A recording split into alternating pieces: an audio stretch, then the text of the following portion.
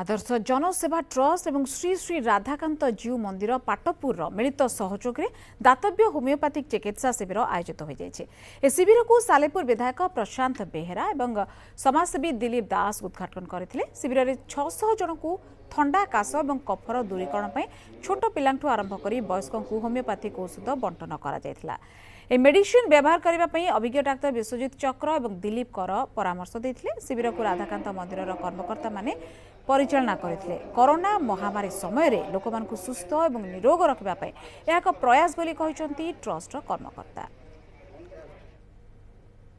मैं चिंता करूँ 500 लोक किंतु आम 700 लोक आम चेष्टा कर आदर्श जनसेवा ट्रस्ट तरफ 700 लोक को दवाई आम ये करूँ भावुँ ता अधिका लोक हे मुझे जहाँ भावुली जे हे ना हेनी सका आमर विधायक आसा पूर्व भी आम 100 लोक बांटी सारी और यापर बहुत चलो भावुँ ये 600-700 लोक हे।